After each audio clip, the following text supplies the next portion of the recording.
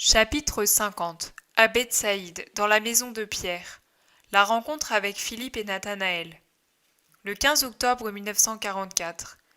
Plus tard, à 9h30, je dois écrire ceci. Jean frappe à la porte de la maison où Jésus est accueilli.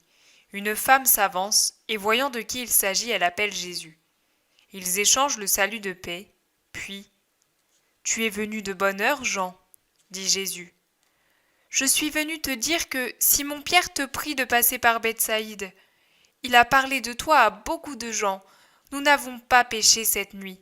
Nous avons prié comme nous savons le faire et avons renoncé au gain parce que le sabbat n'était pas encore terminé. Et ce matin, nous sommes allés parler de toi dans les rues. Il y a des gens qui voudraient t'entendre.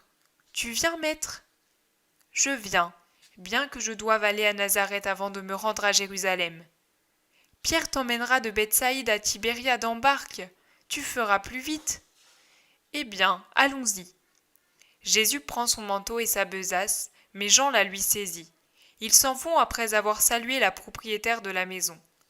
La vision me présente la sortie du village et le début du voyage vers Bethsaïde. Je n'entends pas la conversation et même la vision s'interrompt. Elle reprend à l'entrée de Bethsaïde. Je comprends qu'il s'agit de cette ville car je vois Pierre, André et Jacques, accompagnés de femmes, attendre Jésus à l'entrée de l'agglomération. « La paix soit avec vous, me voici. »« Merci, maître, pour nous et pour ceux qui attendent. Ce n'est pas le sabbat, mais n'adresseras-tu pas la parole à ceux qui veulent t'entendre ?»« Oui, Pierre, je parlerai dans ta maison. » Pierre jubile. « Alors viens, voici mon épouse. Celle-ci est la mère de Jean, et celle-là, leurs amis. Mais il y en a encore d'autres qui t'attendent, des parents et des amis à nous. Avertis-les que je partirai ce soir et qu'auparavant je leur parlerai. » J'ai omis de dire qu'ils étaient partis de Capharnaüm au coucher du soleil et que je les ai vus arriver à Bethsaïde au matin. « Maître, je t'en prie, reste une nuit dans ma maison.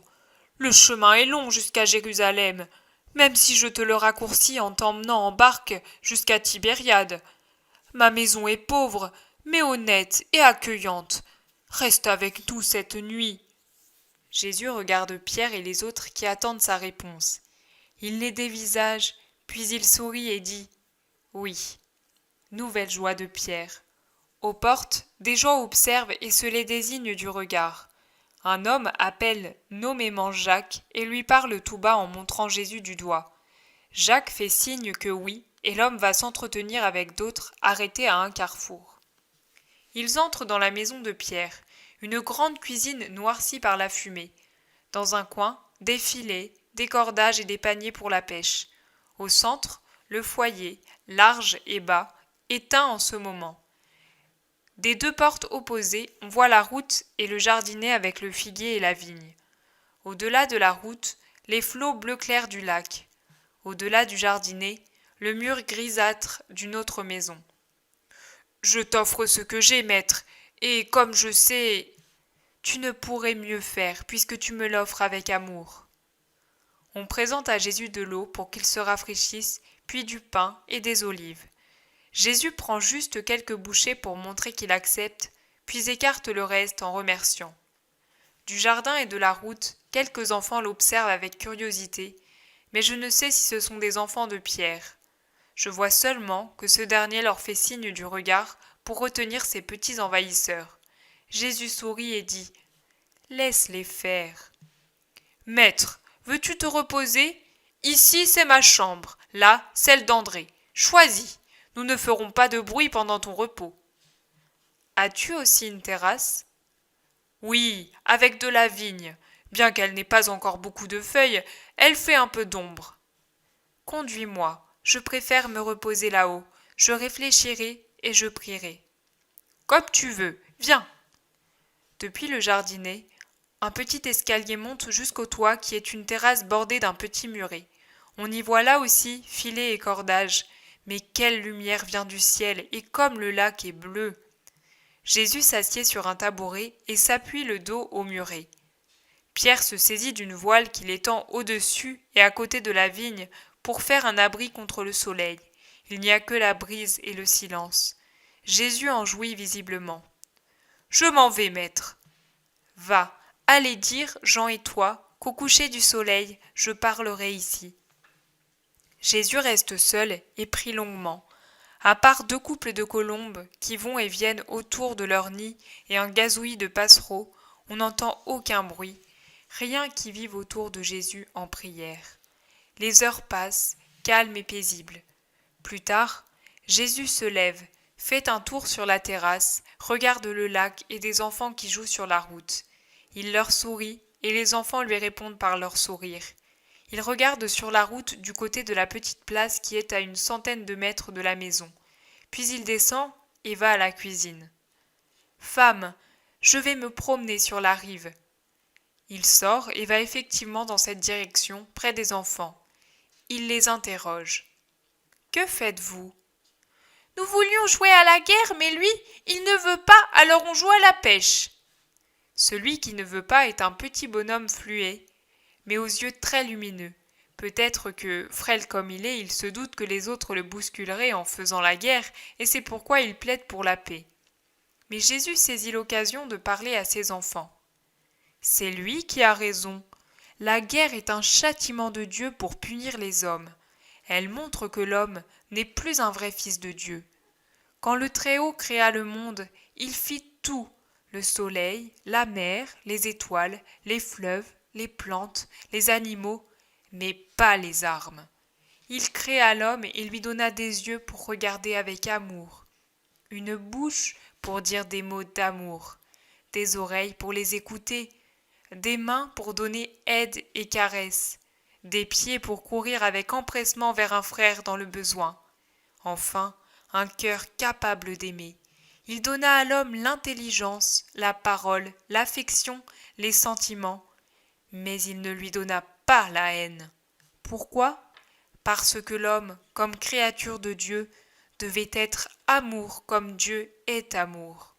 Si l'homme était resté une créature de Dieu, il serait resté dans l'amour et la famille humaine n'aurait jamais connu ni guerre ni mort. Mais lui, il ne veut pas faire la guerre parce qu'il perd toujours. Je l'avais bien deviné. Jésus sourit et répond. Il ne faut pas refuser une chose qui nous nuit pour la seule raison qu'elle nous nuit. Il faut refuser une chose quand elle nuit à tout le monde. Si l'on dit « je ne veux pas de ceci parce que je serai perdant », c'est de l'égoïsme.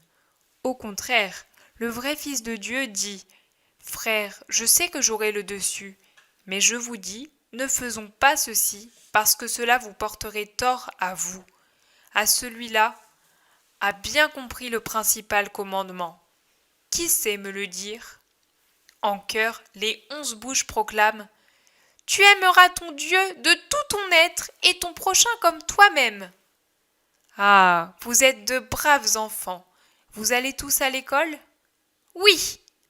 Qui est le meilleur ? Lui. C'est le garçon frêle qui ne veut pas jouer à la guerre. Comment t'appelles-tu ?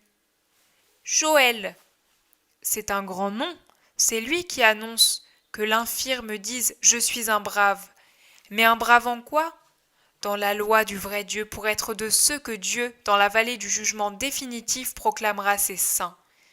Mais déjà le jugement est proche, non pas dans la vallée du jugement, mais sur le mont de la rédemption.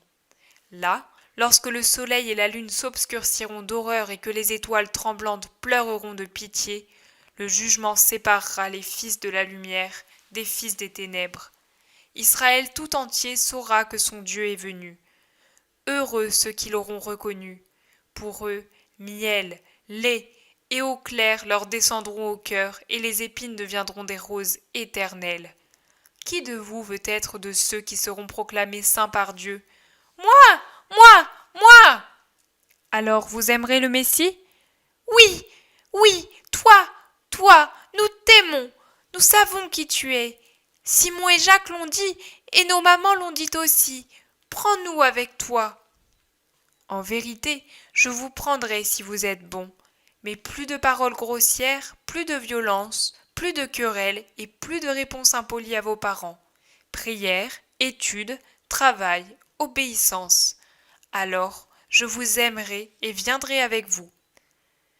Les enfants forment tous un cercle autour de Jésus. On dirait une corolle aux pétales de couleurs variées, serrée autour d'un long pistil bleu foncé. Un homme quelque peu âgé s'est approché en curieux. Jésus se retourne pour caresser un enfant qui tire sur son vêtement et le voit. Il le regarde intensément. Cet homme le salue en rougissant, mais ne dit rien d'autre. « Viens, suis-moi. »« Oui, maître. » Jésus bénit les enfants et revient à la maison aux côtés de Philippe. Il l'appelle par son nom. Il s'assoit dans le jardinet.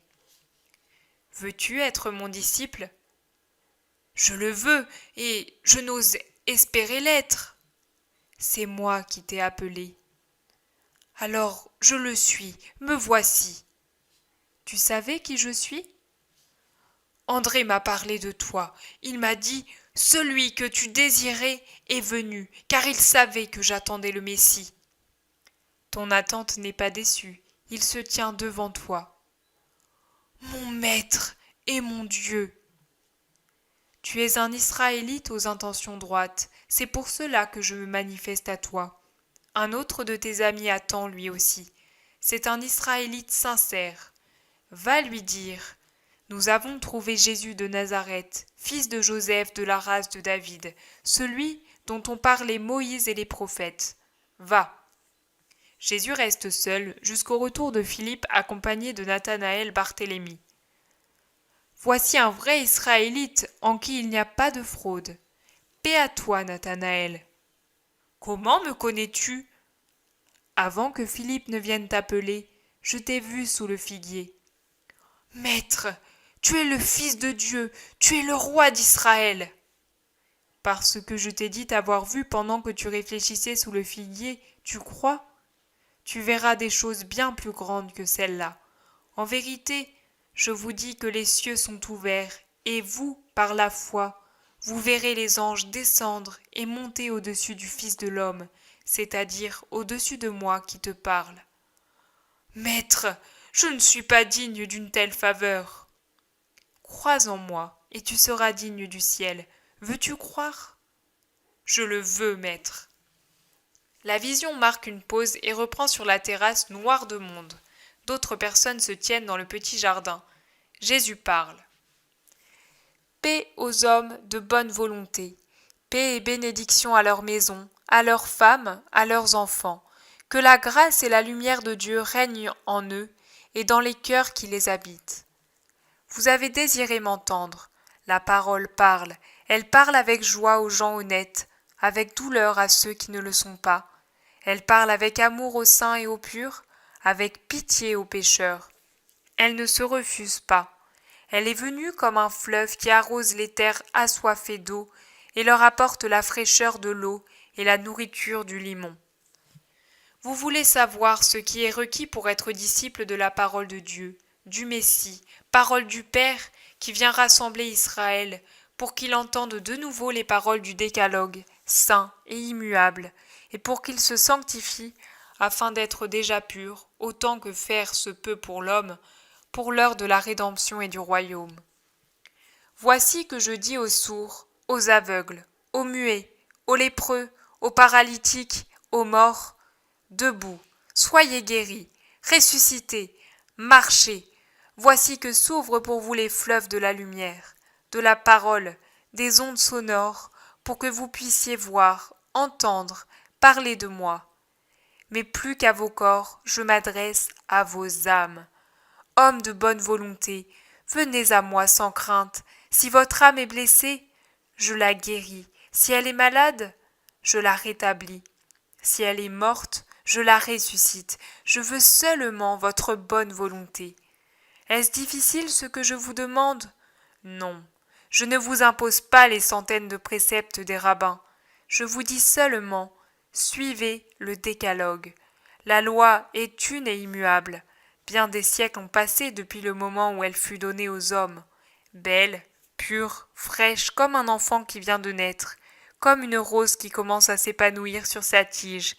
Elle est simple, nette, douce à suivre. Au cours des siècles, les fautes et les penchants de l'homme l'ont compliquée de lois et de prescriptions mineures avec des fardeaux, des restrictions, trop de clauses pénibles. Je vous ramène à la loi telle que le Très-Haut l'a donnée, mais je vous en prie pour votre bien, accueillez-la avec le cœur sincère des Israélites de ce temps-là. Vous murmurez plus encore en votre cœur qu'en paroles, parce que la faute, plus qu'en vous, petites gens, est en haut. Je le sais. Dans le Deutéronome, il est dit tout ce qu'il faut faire. Il n'y avait rien à y ajouter. Mais ne jugez pas ce qu'il applique aux autres et pas à eux-mêmes.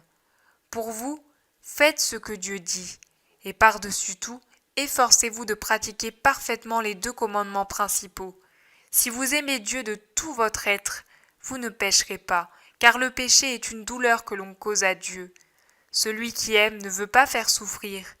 Si vous aimez votre prochain comme vous-même, vous ne serez que des fils respectueux de vos parents, des époux fidèles à votre conjoint, des hommes honnêtes dans le commerce, sans violence pour vos ennemis, sans mensonge dans vos témoignages, sans envier ceux qui possèdent, sans désir de luxure sur la femme d'autrui. Vous ne voudrez pas faire aux autres ce que vous ne voudriez pas que l'on vous fasse. Vous ne volerez pas, vous ne tuerez pas, vous ne calomnierez pas, vous n'entrerez pas comme un coucou dans le nid d'autrui. Mais au contraire, je vous dis, menez à la perfection votre obéissance aux 2 commandements de l'amour. Aimez jusqu'à vos ennemis. Ah, comme il vous aimera, le Très-Haut qui aime tellement l'homme, devenu son ennemi à la suite du péché originel et des péchés individuels, qu'il aime au point de lui envoyer le Rédempteur, l'agneau qui est son Fils, moi qui vous parle, le Messie promis pour vous racheter de toute faute, si vous savez aimer comme lui. Aimez, que l'amour vous soit une échelle par laquelle, une fois devenu ange, vous monterez au ciel, comme dans la vision de Jacob, en écoutant le Père dire à tous et à chacun « Je serai ton protecteur partout où tu iras, et je te ramènerai à ce pays-ci, au ciel, au royaume éternel. » Paix à vous. Les gens ont des paroles émues d'approbation et se retirent lentement. Restent Pierre, André, Jacques, Jean, Philippe et Barthélemy. « Tu pars demain, maître ?»« Demain, à l'aube, si cela ne t'ennuie pas. »« Je regrette que tu t'en ailles, oui, mais pour ce qui est de l'heure, non, au contraire, elle est favorable. »« Tu pêcheras ?»« Cette nuit, au lever de la lune. »« Tu as bien fait, Simon-Pierre, de ne pas pêcher la nuit dernière. Le sabbat n'était pas encore fini. » Néhémie, dans ses réformes, a voulu que le sabbat soit respecté en Judée. De nos jours encore, trop de gens travaillent au pressoir, portent des fagots, chargent du vin ou des fruits, vendent et achètent poissons et agneaux. Vous avez 6 jours pour cela. Le sabbat appartient au Seigneur. Une seule chose peut se faire pendant le sabbat, rendre service à votre prochain, mais le profit doit être absolument banni de cette aide. Celui qui viole le sabbat dans un but lucratif ne peut recevoir qu'un châtiment de la part de Dieu. Vous faites un travail lucratif, vous le paierez par des pertes les 6 autres jours. Vous faites un travail désintéressé, vous avez inutilement fatigué votre corps en ne lui accordant pas le repos que l'intelligence suprême a institué pour lui, en vous altérant l'âme par la colère suscitée par des efforts inutiles, allant même jusqu'aux imprécations. Bien au contraire, la journée du sabbat doit s'écouler le cœur uni à Dieu, en une douce prière d'amour. Il faut être fidèle en tout. Mais les scribes et les docteurs qui sont si sévères avec nous ne travaillent pas pendant le sabbat, ne donnent même pas un pain à leur prochain pour éviter la fatigue de le présenter. Mais l'usure, ils la pratiquent, même le jour du sabbat, puisque ce n'est pas un travail matériel. Peut-on pratiquer l'usure le jour du sabbat ? Non, jamais, ni le jour du sabbat, ni un autre jour. Celui qui s'y adonne est malhonnête et cruel. Alors les scribes et les pharisiens, Simon, ne juge pas, mais pour ton compte, abstiens-toi. Mais j'ai des yeux pour voir. N'y a-t-il que le mal à regarder, Simon ? Non, maître. Dans ce cas, pourquoi ne voir que le mal ? Tu as raison, maître. Alors demain à l'aube, je partirai avec Jean. Maître, Qu'est-ce qu'il y a, Simon? Maître, tu vas à Jérusalem? Tu le sais bien. Moi aussi j'y vais pour la Pâque, et aussi André et Jacques. Eh bien, tu veux dire que tu voudrais venir avec moi? Mais la pêche et le gain. Tu m'as dit aimer avoir de l'argent, et je resterai plusieurs jours. Je vais d'abord chez ma mère, et j'y reviendrai au retour. Je m'arrêterai pour prêcher. Comment feras-tu? Pierre est perplexe, tiraillé entre deux désirs, mais il se décide. Pour moi, j'y vais, je te fais passer avant l'argent. Moi aussi, je viens. Et moi aussi. Et nous aussi, n'est-ce pas, Philippe? Venez donc, vous m'aiderez. Oh! Pierre est sidéré à l'idée d'aider Jésus. Comment ferons-nous? Je vous le dirai, vous n'aurez qu'à faire ce que je vous dirai pour faire bien. Celui qui obéit agit toujours bien. Maintenant nous allons prier, puis chacun regagnera sa maison. Et toi, que feras-tu, maître? Je prierai encore. Je suis la lumière du monde, mais je suis aussi le Fils de l'homme.